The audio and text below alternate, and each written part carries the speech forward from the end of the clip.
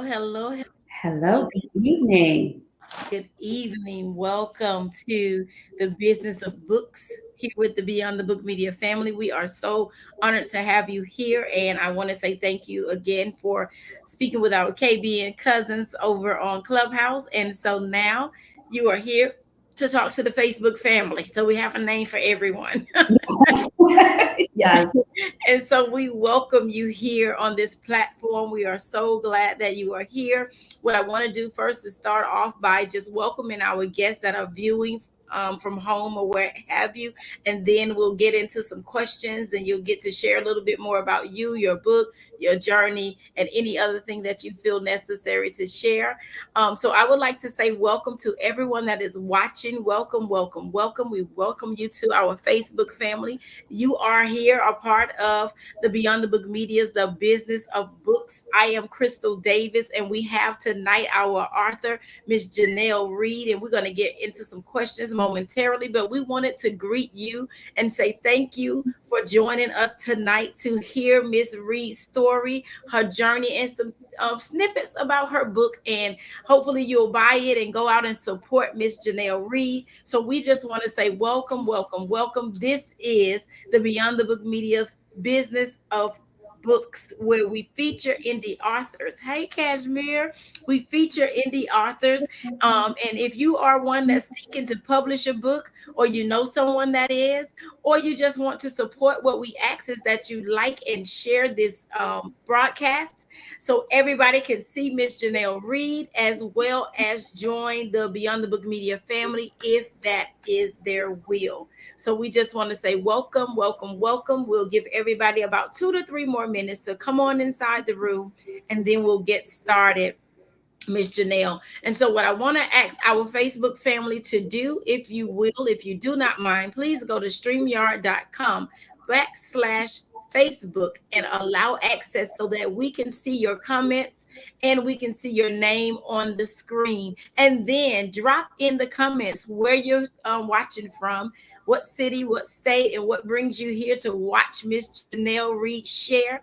And then as you drop your comments, we'll say hello to you because we like everything to be intimate. We like to talk to our guests and then we'll move forward. So we have about 2 more minutes before we jump into questions. And I again say, thank you, Miss Janelle, for coming over to the Facebook side of things to share your journey in writing this beautiful book.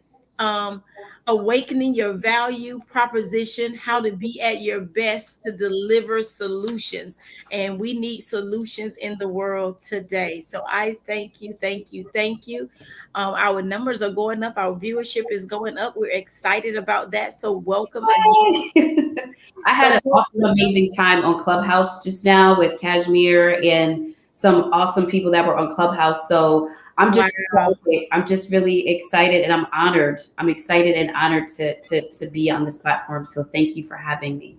Okay, and Miss Cashman said you have been on fire all day. Okay, well, don't let the sparkle flame go out now, honey. We have to keep it moving. I am excited that you are excited, as you should be. You are an author of the book. I just love it. Awakening Your Value Proposition, Yes. how to be at your best to deliver solutions, because we all have some complaints and some things we wish shoulda coulda woulda, they need to do it this way, but what is the solution? And your book is going to tell us how to be the solution and how to awaken the value within ourselves so that we know that we are the solution, and when we enter the room we know how to articulate the solution, that it comes and people buy into it. So I'm excited. I'm so excited about this. And so again, for those of you just joining, right before we go into our questioning, I want to thank Miss Janelle Reid for her time over in Clubhouse as well as here in Facebook. And we want to say welcome to each of you. Thank you so much for taking the time out on your Tuesday evening to come and join us and listen to Miss Reid as she shares snippets of her story and her journey in writing and what her book means and who her book is for, all of those good things. But we say welcome, welcome, welcome. This is the Beyond the Book Media's The Business of Books. This is a live interactive Facebook show where we sit here and we showcase indie authors, and we just talk to them about their journey in writing, their journey in publishing. And if that is you, if you are an aspiring author, a publisher, a writer, this is the place for you, and we can tell you how to get started on your journey so that you too one day can be sitting in this same seat as Miss Janelle, and you can share your story and why you decided to write. If that's you and you're just here to take a peek and hear a little bit of something, please share and like this video and share it with your family and friends so that Miss Janelle can get her book up on the top of the Amazon and bestseller and New York Times and all of that. That is our purpose for this. We want to see our people on Good Morning America and all the shows talking about what they have written about. And so, Miss Janelle, again, I welcome you, and we'll go into some questioning. Yeah. Then we'll allow our audience to ask some questions near the end, and you give your feedback to their questions if there are any. And so, first thing I want to do is ask you to tell us a little about yourself. So first and foremost, I come from a church background, so you know how we say, giving honor to God, who's first ahead of my life. But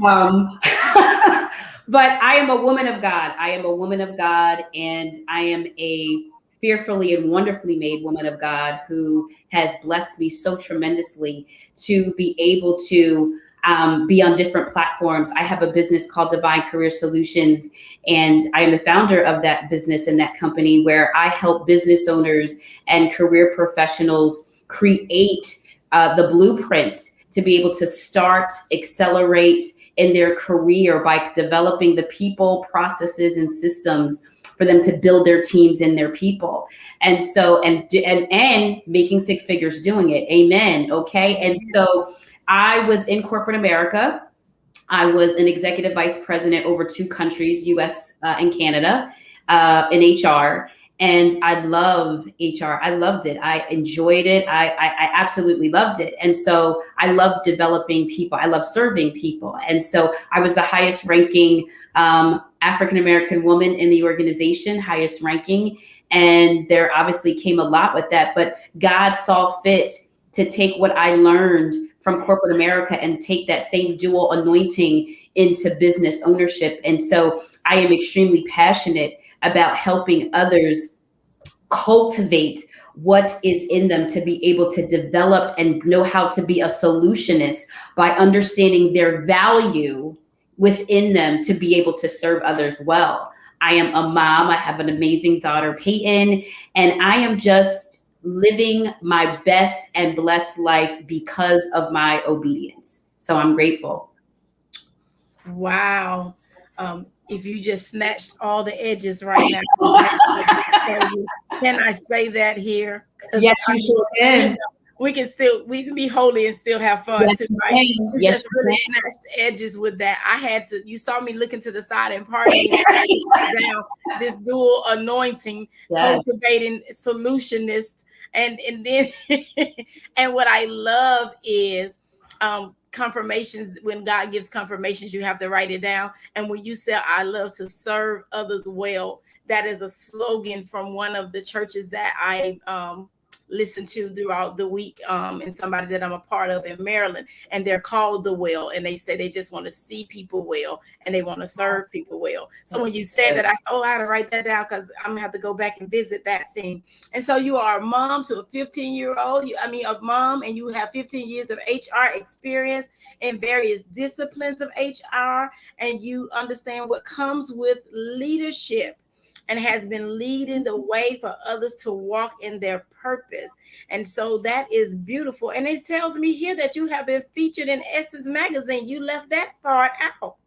I did. You know what? I'm very. I like my works to show for itself, and I'm a very humble person. I try. That's very important to me. And yes, God has blessed me to be on some amazing platforms, and I'm so honored to be able to do that. But if I can't serve people well, then it means nothing. So I'm grateful. I'm thankful, and I am just so incredibly honored that God allows me to be able to help serve others and be able to be on the platforms that I am. So I'm grateful. I'm just so And so, grateful. and you omitted it, and I knew that you had a reason for it, but I wanted to bring it to the forefront, and I didn't list all the places that the in which your feet have been placed by the Lord. But what I wanted to do is show other people is that when you are obedient to God and you're walking in the will of the Lord, He will take you places. There's somebody wishing they could be in Essence magazine, featured or not featured, just in the pages as a whole. And so I wanted not that you were bragging or boasting or anything like that, because you understand that everything is a source from the Lord. The Yes. Lord is our source, and everything is a resource that He gives us, and He allows us to be shown, and He makes our name great. But I always want to still give Him glory that, hey, somebody might have thought you weren't going to ever be in that kind of position, but the Lord saw fit to put you in those positions. And we want people to know, by writing their books and by living their truth, even if they do never write a book, God can place your feet in places where you never even dreamed of. And so I just wanted to thank you for that, and thank you for your service, and thank you that thus far you have served well, and you still have some serving left to do. And it is my honor to speak to you tonight. So tell us about your book. What is your book about? So my book is about rejection. You know, the same way that I just got on Essence magazine and Black Enterprise and all those things, which are all great. There was a time in corporate America where, because there was no blueprint, because there was no language of how to actually achieve and accelerate, I had to go through levels of rejection. I had to serve bosses that were very micromanaging and who muzzled me into believing that being silent was better than me sharing and being able to serve well. And so this book talks about how to overcome the rejection, how to overcome not just the rejection, but understanding how to push past it and understand that you are a solution and you have value, and that value is about an exchange. A lot of times we go into something, relationships even, and I'm talking it from a perspective of employer relationships or even business relationships, and we feel like, well, I need to go and work for Crystal and I need to prove myself to Crystal, versus it's an exchange. Crystal's getting value, but I'm also giving value to Crystal, and it's an exchange, and value grows. It's cultivated. It doesn't die unless you choose unless you choose otherwise, but it grows and it cultivates. And a lot of times we allow stigma and we allow our failures and our rejection to speak louder than the successes, and we forget and we diminish what our value is until silent becomes comfortable, until it becomes, well, okay, I don't think I really need this, so let me just stay here and make this little $60,000 because, it's safe. And this book is for those who I'm calling out to be disruptors, to understand that your identity, that you are solutionist, that you have value, and that what you have in you needs to be imparted in the earth and into others, and that it carries value. It was valuable before you had the job. It was valuable before you had the promotion. It was valuable before you started the business. It was valuable when God spoke a thing and said it existed. And so we have to remember that we can't be minimized or muzzled by others, but we have to believe the word of the Lord and remember that our value, that we are a solution. We are the solution, and we carry that value, and we need to make sure that it's not diminished, that it's not minimized, and that we're continuing to grow it so that we continue to be solution and solve for the right problem. This book is also about being able to solve for the right problems. Sometimes we get frustrated. Oh God, I can't get the right job. I can't get the right promotion. I can't start the right business. And God is saying, well, you're solving for the wrong problem.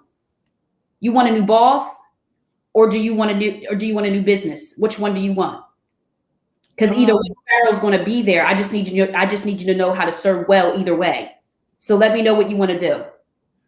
So this book is for those who wants to understand tools and resources. And I really talk very practical in the book on not just giving you advice, but tools of how you actually execute working through rejection, how you work through being a problem solutionist, and how to really renew your mindset, because perception is everything.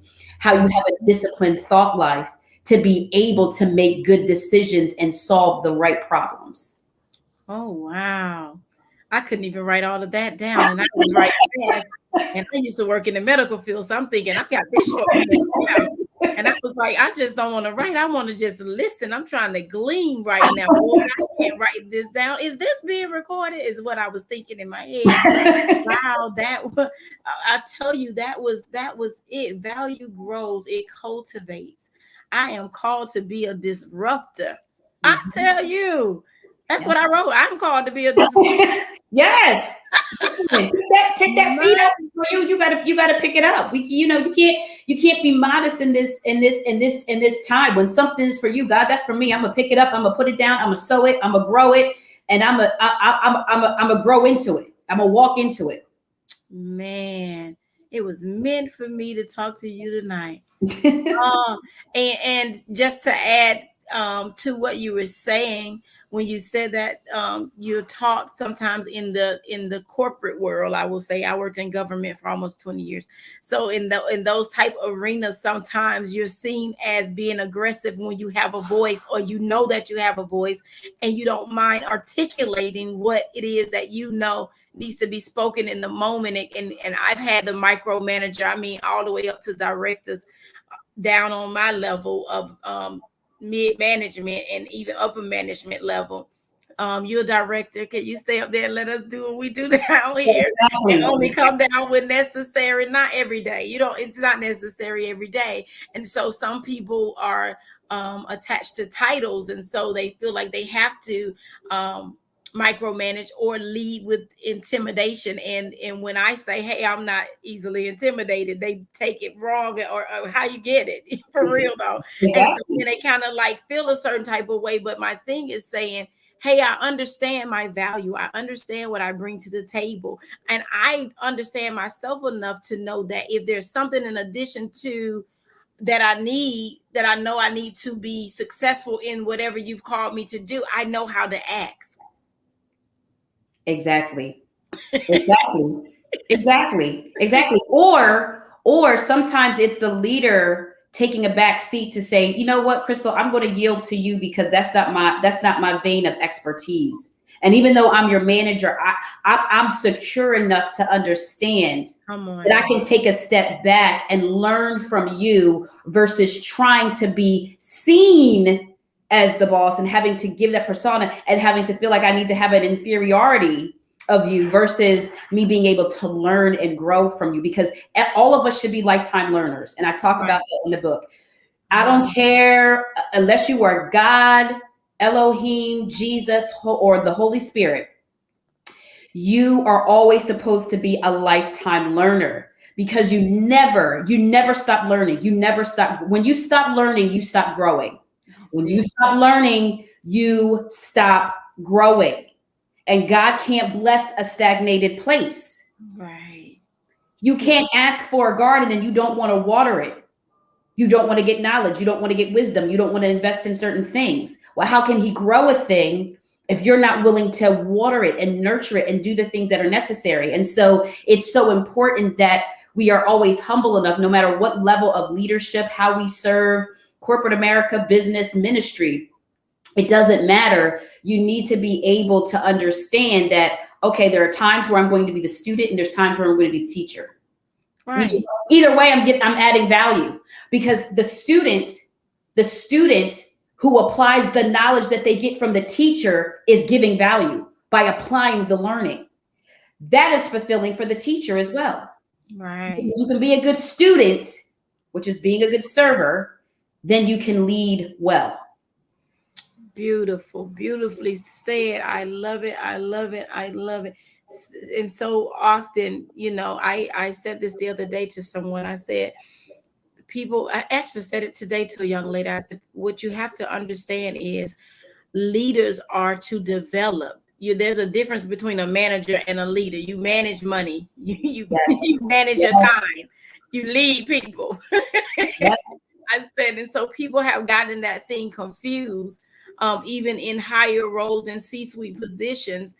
They don't know how to lead because they feel like if they really lead and allow you to be your authentic self and show up as you are authentically with your solutions in hand, then therefore, as you stated earlier, the spotlight will be taken off of them, and then they'll lose their shine when they don't understand that if you carry the glory and you carry your light, it shines regardless of what position or where you seated at the table. Well, when the table is prepared already, wherever I sit, I had a reservation already.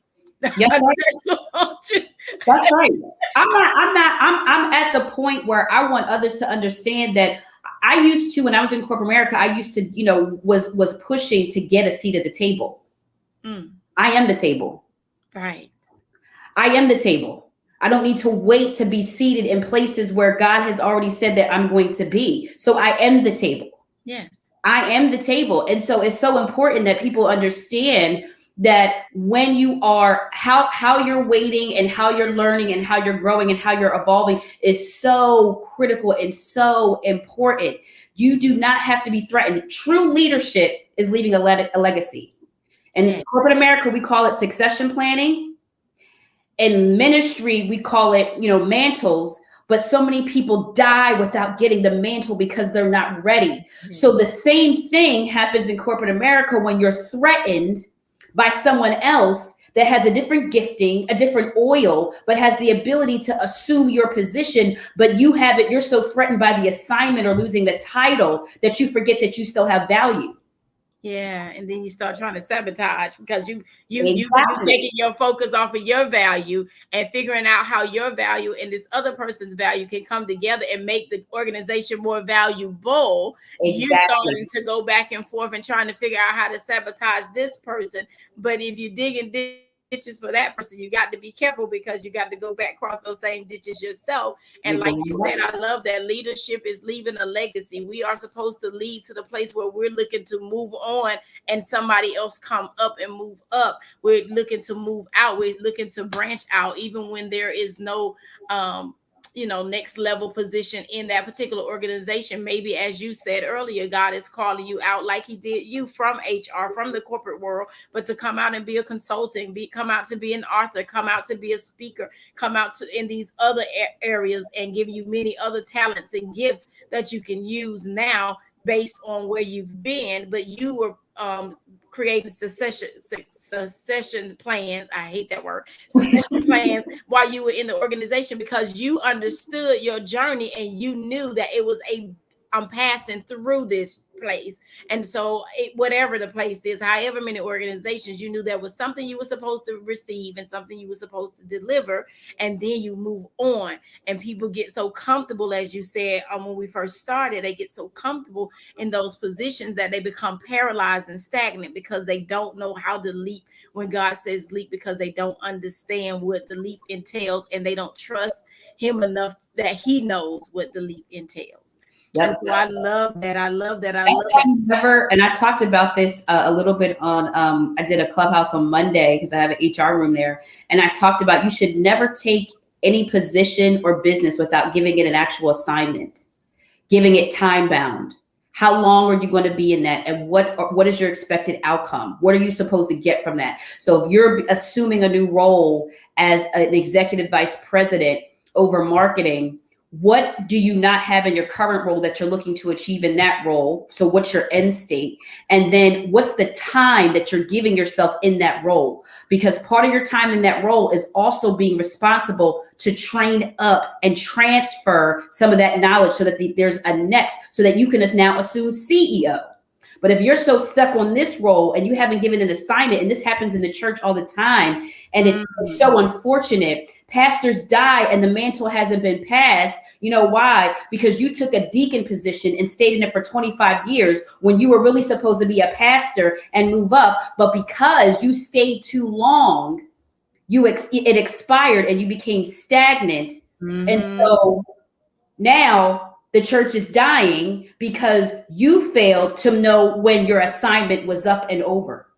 Yes. And to that, because you brought up ministry and your book kind of goes from one spectrum to the other, can be utilized in different areas. Although you spoke of HR, a lot of times people die out still alive, but die in the ministry because they don't move when it's time to move. They're afraid of that next level. They're afraid of that next dimension because it doesn't feel right. And I'm comfortable here. And then it causes them to build up this bitterness and strife towards the new people that's coming in and matriculating through and ready to take that role. Or when the pastor started looking over there and started, instead of saying, Janelle, I want you to do it, they start saying, well, Crystal, now I want you to start doing that. And Janelle, you just sit back and relax, because they feel like, okay, you're a seat warmer. You don't want to do much more than what you're doing. But this person comes in vibrant and alive, and then we start trying to put their flame out and muzzle them because we don't want to move and we don't want them to move ahead of us. But we can't have both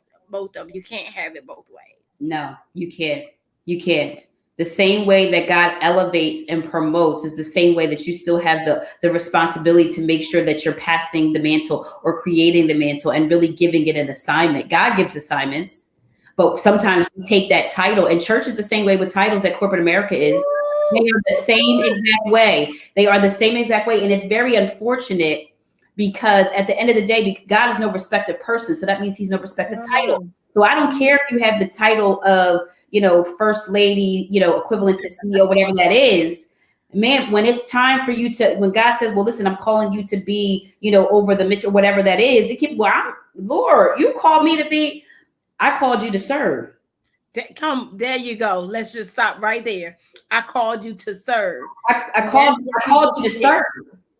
All these things I've given you, I mean, those were bonuses. That's great as far as, influence and all those things. But I called you to serve. And sometimes we forget that. And we get, well, I'm the pastor's second in command and the adjutant of the first four. And God is like, I didn't call you for that. I called you to serve. So that when you are leading, you're so focused on serving that when you're leading, you're not hung up in the title. You're not hung up in the notoriety. You're not hung up. And I'm going to give you the influence because you're not title hungry. Yes. And he says, I make your name great. People forget about that. He said it in his word. He your said, name. I will make your name great. Not the title, not pastor, not apostle, not I'm fivefold. Your name. Your name. Your name that I gave you when I sent you here. Yes. And not only that, Janelle, you struck a chord with me. Pastor, the word pastor means servant. It's serve. You are supposed to serve. Yes. You're supposed to lead people back to Christ, a disciple, whatever you want to call yourself, evangelist, whatever it is. We are all created to lead people back to Christ. And if you're serving well, as you said earlier, we will find that people will be more apt to turn to the Lord if we are serving well. But because most of us are serving ourselves and serving what's trending, and I was doing something one day, Janelle, and I said, somebody said something about trending, and I was sitting, and the Holy Spirit said immediately, he said, I'm not looking for people that's trending. I'm looking for people that's trustworthy. Yes. I was like, and I'm looking around like, oh, he was like, I don't need people trending. I'm looking for trustworthy people. Because the trend will end, but the trust is forever. The trust is forever. Trust in the Lord. Lean not to your own understanding. Trust. Come on. Trust is what makes you obey. And I mean, in full transparency, like there was such warfare with even writing the book. And there was such warfare in me, and I was being processed and writing a book in tears and in pain and saying, God, I don't want to do this. God, this is too hard. I don't want to deal with all these things. And he was like, well, you're either going to obey or you're not. Right. You just stepped out. You're either going to obey or not. You're either going to trust me and obey or not. And I got the revelation that in corporate America, we have the hierarchy. There's the hierarchy of the organizational chart where you've got your CEO, you got your CFO, and you got everybody under there. And in God, it's God, Jesus, Holy Spirit, and us. Yes. So yes, there is order. Yes, there is fivefold. There are prophets. There are different things within that. But at the end of the day, we all serve and go back to that, right? We all go back to God. One body. and we're all members. So remember that org chart, that spiritual org chart, when you like, well, wait a minute, I'm supposed to be the second in command of the usher board, and I was supposed, go back to the org chart, man. Go back to the org chart. Who you serving? Who you serving? Wow. Who you serving and who you trusting with your service, I tell you. So you kind of already answered my third question, which is what inspired you to write your book. But we have some new people joining us. So just give us a little bit again about what has inspired you to write your book. So what inspired me to write it was that there was no blueprint and no navigation system, no GPS on how do I excel in corporate America? How do I get to, how is executive vice president attainable? Nobody showed me what that looked like. I had to feel my way out, but there were painful lessons, especially being a African-American woman in corporate America and trying to climb the ranks. It was even more difficult. And I really had to understand that there were lessons in my failures that nobody talks about. They don't talk to you about when you're passed up for the promotion 4 times and they already really gave it to somebody else and you're just interviewing as a formality. They don't talk about those things, and you have to learn how to honestly to network and how to honestly build yourself, really have the stance of not just a nevertheless, but I got to be postured because somebody's looking at how I'm accepting failure. Somebody's looking at how I'm not being rejected. So I have to go in the boardroom, still be able to present with a smile on my face, right? And I still have to be able to give guidance and be able to be an advocate for my peers and those who are supporting me. Even so, before I get there, they're my biggest cheerleaders to help me get there. And instead of me thinking that it's the interview alone that gets me the job or that gets me the promotion, it is honestly the influence. It is the influence. Oh, let me write that down. I'm telling you, not the interview, the influence. Come on. And you know what? And that is so true. And like I said, I was with the government, and the way they do things is, like you said, the formality of, I'm going to interview people, but we already know who we're going to select. I'm going to put particular people on the interview panel, and I'm going to already tell them that I have this person applying and this is who I want. And it's a formality. And if you're not really assured in who you are, and most importantly who you belong to, you would be you can be beaten down by that. You can feel a type of way about yourself. It can really kick your self-esteem into a place like never before. If you are not sure, you'll find yourself then trying to prove a point to man when the master already told you that you already have a place. I've already prepared it. I have the plan. I am the way. You know what I'm saying? And sometimes we forget that in our humanness because we're looking for people to validate us. And the moment I realized that I was not a parking ticket and I was already validated was the moment I was relieved and set free from and delivered from certain things and certain people. Yes. And sometimes that the catalyst, sometimes, and in corporate America, it is very strategic. Sometimes they're looking to see, if I tell you no, do you still want it? And think about that paradigm of how God sees us. If I said it and you don't get it the first time, will you still seek me? Will you still trust me? Will you still obey? If I say 3 times no, will you still seek me? Will you still seek after me? Will you still believe my word? God still does the same way. And sometimes the catalyst that he sends you is the very thing to catapult you and launch you out into where he wants you to be. So sometimes rejection isn't just being rejected from the job. Sometimes it's God calling you out to say, I'm rejecting you here so that you can get here. Right. I'm rejecting you here so that you can get here, but I'm also building you up so that you're ready for rejection. I need you to be able to serve a Pharaoh in rejection. Because that's a part of serving well.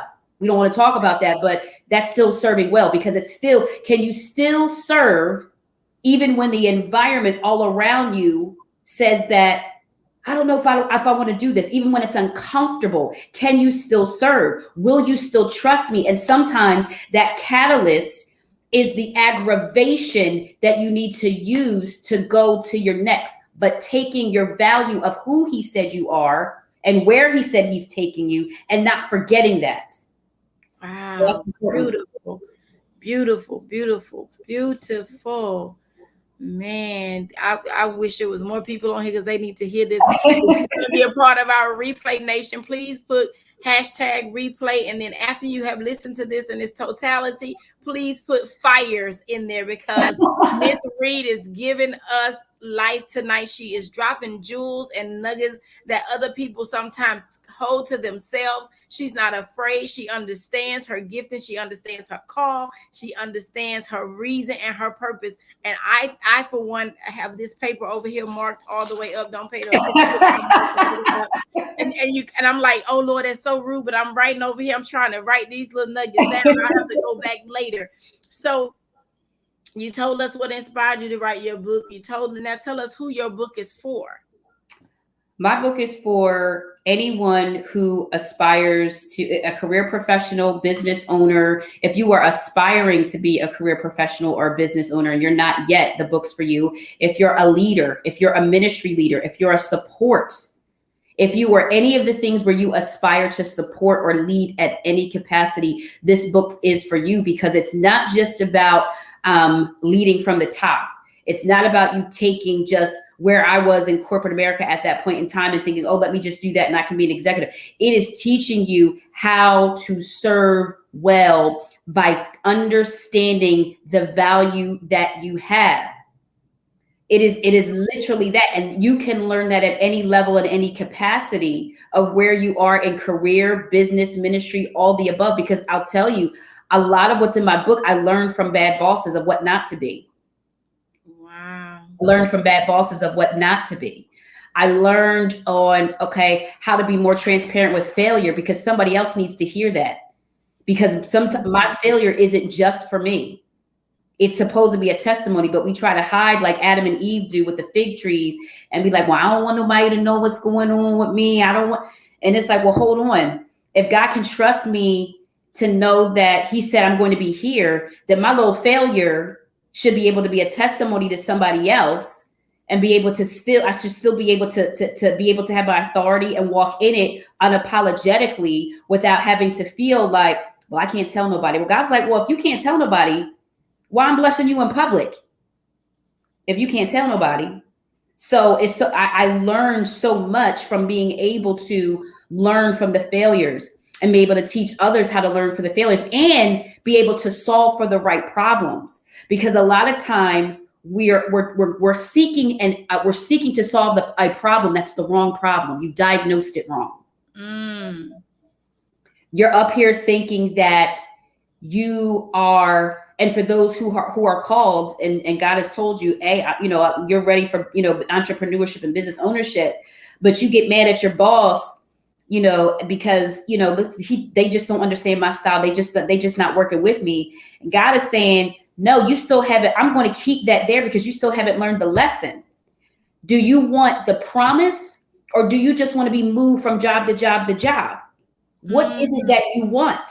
You have to be able to solve for the right problem, because if you don't solve for the right problem, you will not get the right solution. And so you'll keep praying from a space of an orphan spirit. You'll keep praying, God, move me from here. And God said, I'm not moving you anywhere because you have not learned the lesson that I am trying to show you.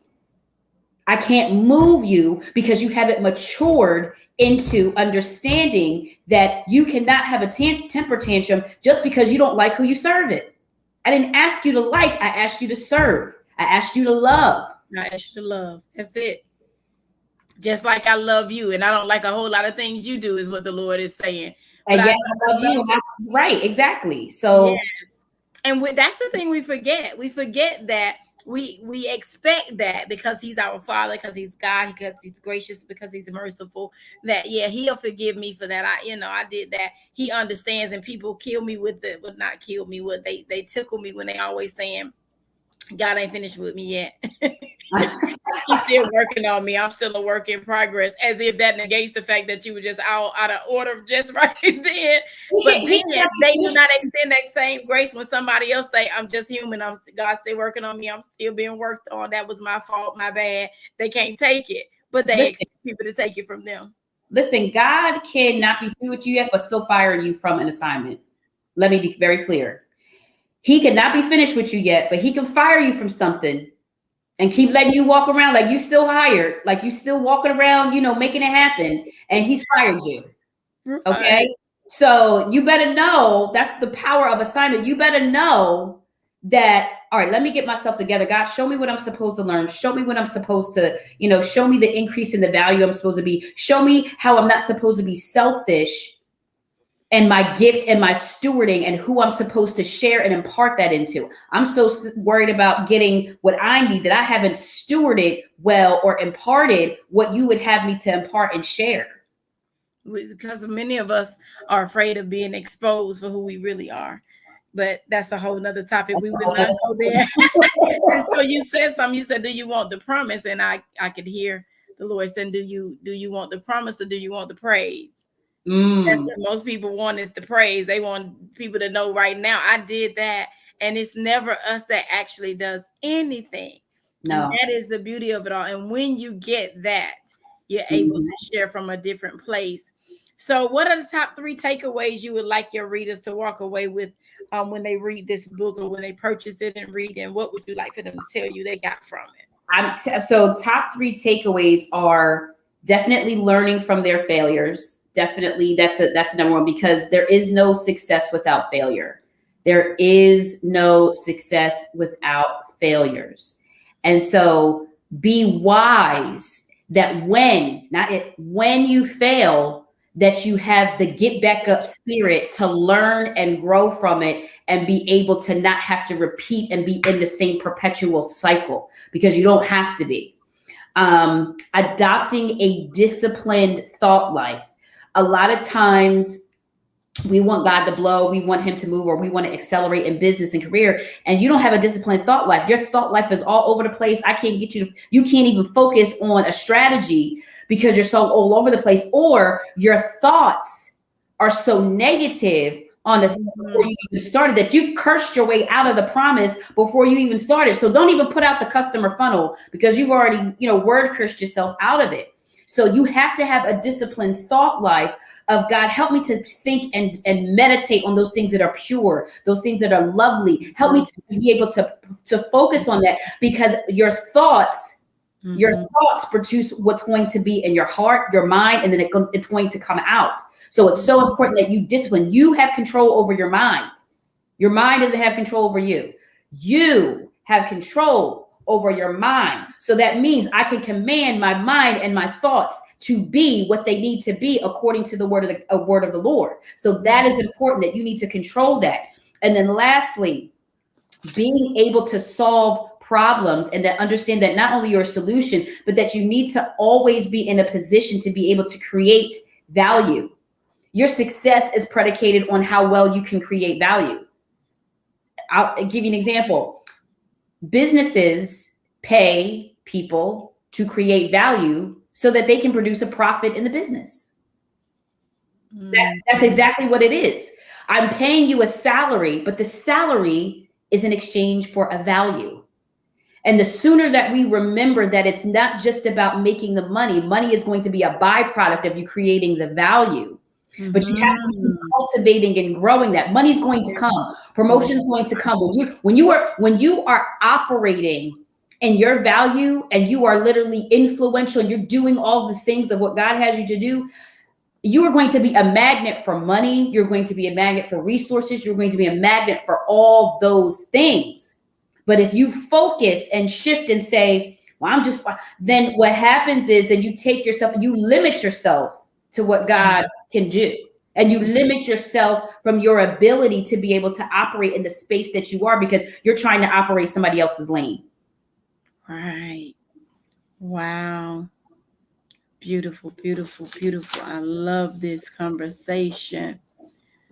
So we have come to the hour where you tell us where people can find your book and support you, and definitely get in the right headspace. And I love that it's not just HR, it can be used in various places and areas in your life, in ministry, in your own business, and HR, if that is your career, and any type career where you may find yourself as a leader or desire to be such. So I appreciate that. So tell the audience and our viewers tonight, where can they find Awakening Your Value Proposition, how to be at your best to deliver solutions? How can we become solutionists in our lane, whatever that lane is? Tell us how Yes. to find a book. So you can purchase the book on Amazon. You can purchase it on Amazon, or you can go to my website, divinecareersolutions.com. You click on the link. Thank you, Cashmere. I know that's right. Thank you for putting the link in. You can click on the link and it will take you there, and you can purchase the book right there. And I would, for those of you that purchased the book, I am so grateful and thank you, and please continue to buy. But is there anybody that's on this broadcast now, Crystal? I want to sow into them, to sow the book into them. That I'm going to sow a book into them. So you can pick, because I can't see who's on and who's not. But pick someone and I will sow a book into them. There you go. Lydia, highly favored. Okay, Lydia. Hi, Lydia. I just literally, well, she bought the book. You bought the book already, Lydia. You bought the book already. But you know what? I will bless you with something else then. It's because you bought the book already. I will bless you with something else. But I believe in giving. I'm a sower. I believe in it. I believe in sowing, and I believe in honor in doing so. So I'm going to do that. So I'll DM you something, Lydia. And I'll purchase the book myself because I need it. Are there any of our viewers tonight? Do you have any questions for Miss Janelle Reid? I know she has given us so many nuggets, so many takeaways, so many things that blesses us and help us to be in alignment with who we are called and purpose to be. Help us to understand our own lane and how to navigate that lane and not try to wander off and look into other people's lane when we're running our race, to stay focused on what's ahead of us, which is Christ Jesus, who said he goes before us already and he has prepared that place already. And when we get in the right mindset and when we think of the things that are lovely and pure and wonderful and all of those things that are blessed, how mindset really matters. Mindset does matter. I know there's so many things that matters nowadays, but your mindset does matter. And I just want to say thank you so much, because you have really blessed us tonight, Miss Reid. I promise you, I'm gonna make sure that I post this so that people will know about your book. I have an idea for something I want to do and bless somebody with your book, because there are so many individuals not living, as you say, their best life or their well life, if you will, because they are committed to stagnation. And I believe that if they can get a hold of something as invaluable as this book, that will teach them how to learn from leaders and then how to lead as well, be it in business, in your career, what have you, so that when God calls us out, we're equipped and we're ready to serve. And if we continue to understand that service is what we are called to do, we are commanded to love, we are called to serve, and we are chosen because he loves us. And so I just thank you so much for your time. Yes, Cashmere, this has been amazing. Thank you for sharing the stage with me tonight. I know she was over there with you, and then you and Janelle allow her to come over and share the stage with me. It has been a treat for me. I tell you that I have been convicted in some things that you said. I wasn't going to say anything. I was like, ooh. If you see, I got some things circled. I got my highlighter over here. Yes, I understand. He wrecks us sometimes. He wrecks us because he loves us.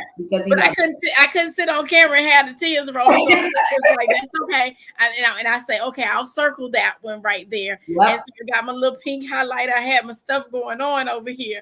But I really, really appreciate your transparency and your ability to really share with us how you arrived where you are, the knowing, and that failure is a part of success, because we won't always get the prize the first time, and we may not come in first place all the time, but whatever you are, you're still a prize to the Lord. He said you are Yeah. still a prize, and you're still worthy. You're more valuable than rubies and diamonds and jewelry and all that good stuff, all the gems in the Right. world. And so if we know that we don't lose our value, like the car that you just drove off the lot with and depreciated as soon as you turn the corner, we don't depreciate in Christ. And so I thank you for really, truly, truly sharing these nuggets. Like I said, I have so much that I'm gonna have to go back and look over and I was like, and then you said sit, and I'm just gonna share with our viewers that she said we should always be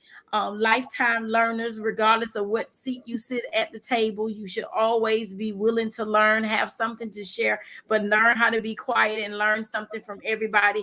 And no matter their position, whether they're the janitor, the environmental service person, or they're the teacher or the food service worker, whomever, or the CEO, we can learn from every single person and be mindful of how you're waiting and evolving. I love it. I'm telling you, I have notes. You got those notes. Yes. Yes. The notes. And I love that value is an exchange. It's about an exchange. So everybody has some value, and it doesn't matter what your value is, you have something to add.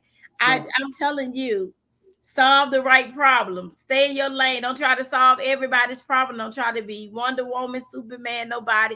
Be yourself and show up authentically confident in who you know you are. And when there's something that is needed and you don't have that and you can't add value there, don't be afraid to say, I can't do that, but I do know somebody who can. I have a recommendation for you. I love it. And and you say interview, what you say, interview the Influence over influence. interview.